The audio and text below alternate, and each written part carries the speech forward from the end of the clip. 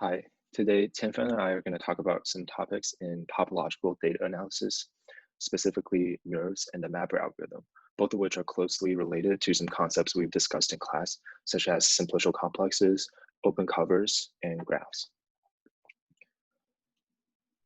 Topological data analysis, or TDA for short, is an approach to extracting information from complex and potentially high-dimensional data sets. The main idea here is that we can interpret our data as point clouds in a metric space, to which we can then apply tools we know from topology. As a quick demonstration of what TDA can do, here's a study on 3D object recognition. The challenge here is to correctly identify the shape of these objects, a feature that is invariant to pose. Already we can kind of see how topology could be helpful here. Moving a limb or making a facial expression can be viewed as a continuous deformation that preserves some structure. In this study, the mapper algorithm is used to construct a graph or the graph representation of a simplicial complex that captures the shape of the object. This is actually the original study in which the mapper algorithm was first introduced, and we'll talk a lot more about the mapper algorithm later. If we look at the constructed graph here for the horse, it's actually pretty interesting in its own right. We can see that the blue vertices correspond to the torso, which isn't very interesting, and the green and red vertices correspond to the head, tail, and the limbs, which have a lot more irregularities in shape and hence a lot more information to encode. And we also note that despite these two horse objects looking pretty different pixel-wise, the constructed graphs look very similar. Given the task of identifying or labeling a 3D object, the authors constructed this graph and then fed it into a machine learning algorithm that classifies these graphs and yielded very accurate results. The takeaway here is that we can really use the mapper algorithm to tease out the information about the shape of the object, which is the signal we want to detect, and strip away the noise, which is the orientation or the position and the pose of the object. So a typical workflow for TDA is that we obviously need to first convert our data into a point cloud format in a metric space. And this isn't always an easy step. And after we have this point cloud representation, we can build a structure based on the point cloud that reveals some underlying geometry. This could be a graph, a simplicial complex, in the case of the example discussed, or even a nested family of simplicial complexes. And then what one would do is usually extract information from the structure using tools like combinatorics. But in this presentation, we'll focus on the first step of constructing the structure. And we'll discuss now some of the tools that we need to do that. So we'll first talk about simplicial complex and introduce the very important concept called nerve, which both of which will be discussed later in when we talk about the mapper algorithm. So in data analysis, graph is used a lot, and especially neighboring graph, which is just connecting pairs of nearby data points. Then once we have the neighboring graph, we could apply different analysis methods, such as clustering algorithm, for example, based on the connectedness of the neighboring graph. In topological data analysis, we could do something similar. So we can use the simplicial complex. So the analogy is that graphs consist of edges, and each edge has two vertices, while simplicial complexes consist of simplices, and each k-dimensional simplex has k+1 vertices. In this way, we can view the simplicial complex as a high-dimensional generalization of a graph. In topological data analysis, we would like to build some kind of simplicial complex that could be viewed as a high-dimensional generalization of the neighboring graphs. So just a quick review that the simplicial complex over a set of vertices specifies which subset of the vertices spans the simplex. So in order to build a specific simplicial complex from a set of data points, we would like to define some kind of rule for forming simplices. One very intuitive such definition, which is also analogous to the definition of neighboring graphs, is the check complex. So according to the definition, in the check complex, a set of k+1 vertices span a k-dimensional simplex if and only if the k plus 1 closed balls with radius alpha around the k vertices have a non-empty intersection. So if we look at the example here, we have 7 data points, and we form a ball. In this case, is a disk with radius alpha, as we're working on the R2. And if we look at the 2 points here, the balls around them have a non-empty intersection, which is this region. So they form a one-dimensional simplex, which is this edge. And if we look at the 3 points here, the 3 points, the three balls around them have a non-empty intersection, which is here. So they form a two-dimensional simplex. In this case, it's a triangle. But if we look at the 3 points here at the top, each 2 of them have a non-empty intersection. Therefore, we have the 3 edges, but there is no like a triple intersection here. Therefore, they do not span a two-dimensional simplex, which is this triangle. So now we have talked about simplicial complex and how to build simplicial complex from the data set. We now introduce a very important concept called NURB. So say we are working with M, a set of data points, and we have a cover consisting of the UIs. Then the NURB of that cover is the simplicial complex whose vertices are the UIs, such that some k plus 1 vertices span a k-dimensional simplex, if and only if the k plus 1 vertices, which are the UIs, have a non-empty intersection. So on the next slide, let's look at a very easy example. So here, the cover consists of 3 regions, the blue, red, and yellow. And we see that U1 and U2 have a non-empty intersection here. Therefore, they span a one-dimensional simplex. The same for the intersection between U1, U3, and U2, U3. So each of them span a one-dimensional simplex. But the 3 regions do not have a shared intersection. Therefore, we do not have a two-dimensional simplex of this triangle.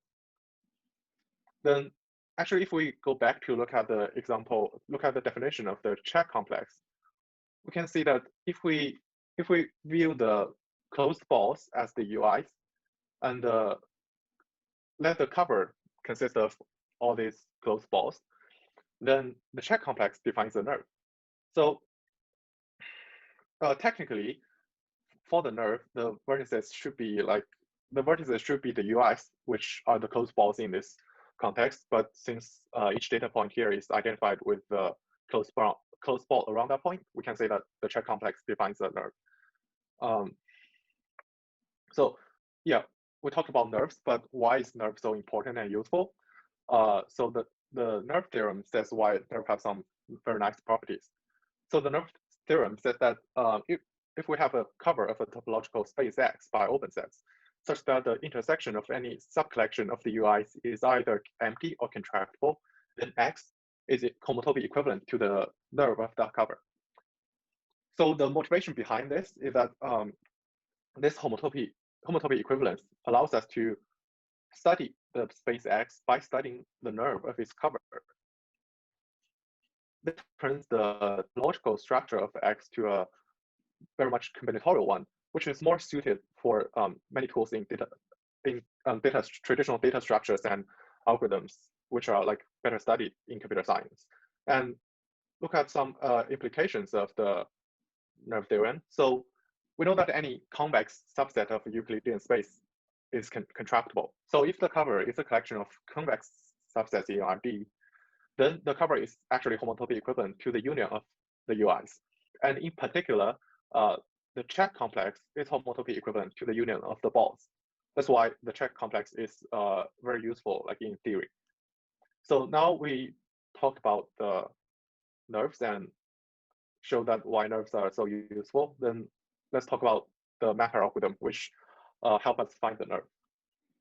So before diving into the details of the mapper algorithm, we want to first introduce this really important concept of a pullback cover.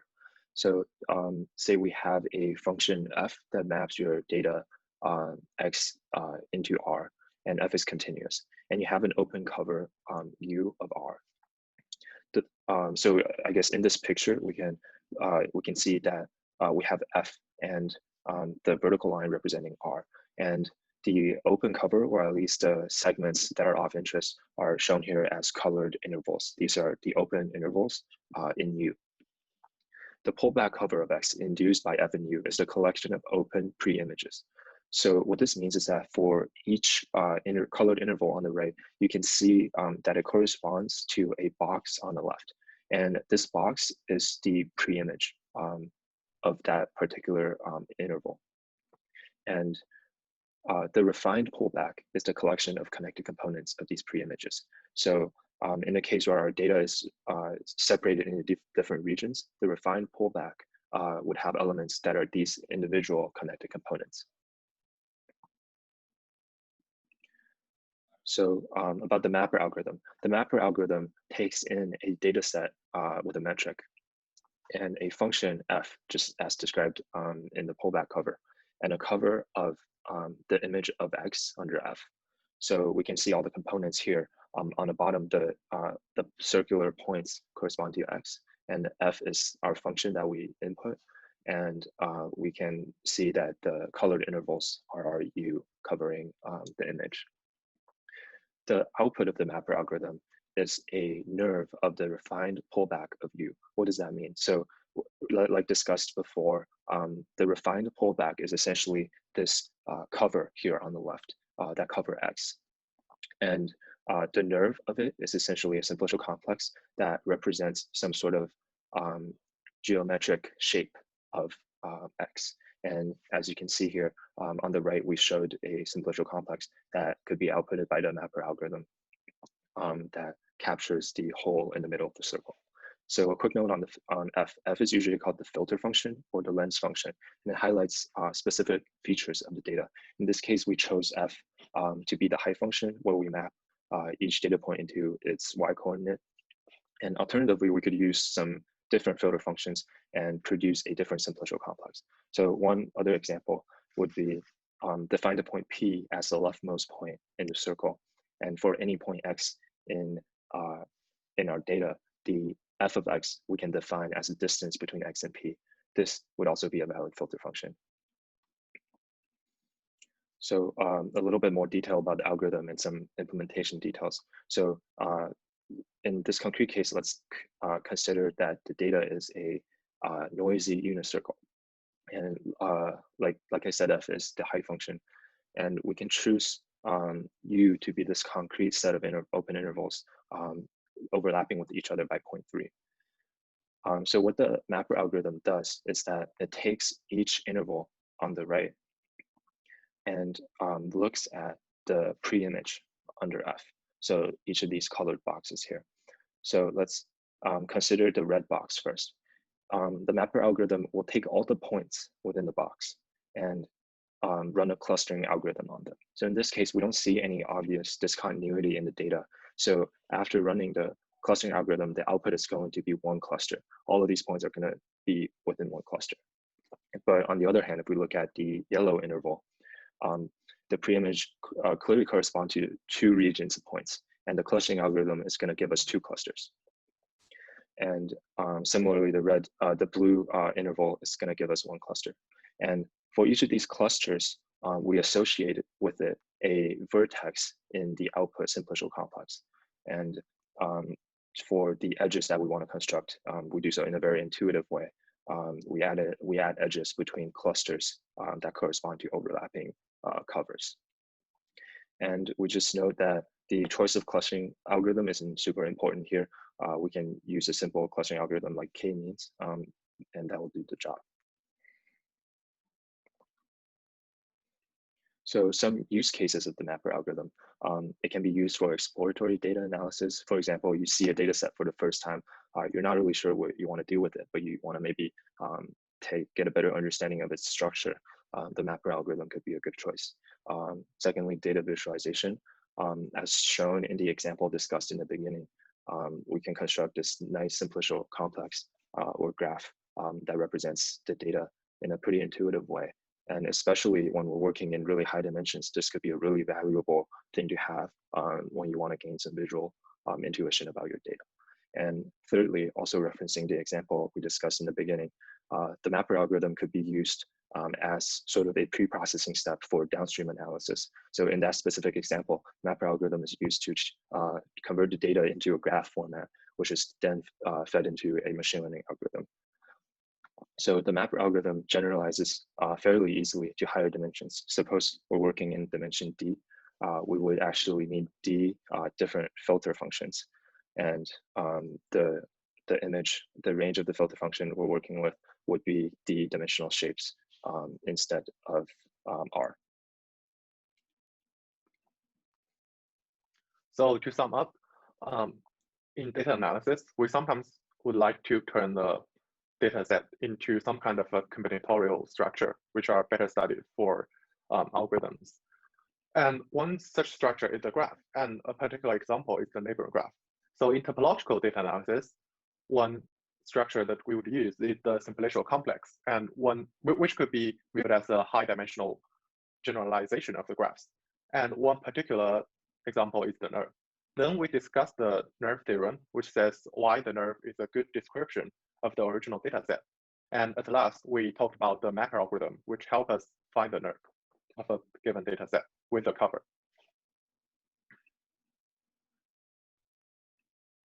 Thank you. Thank you.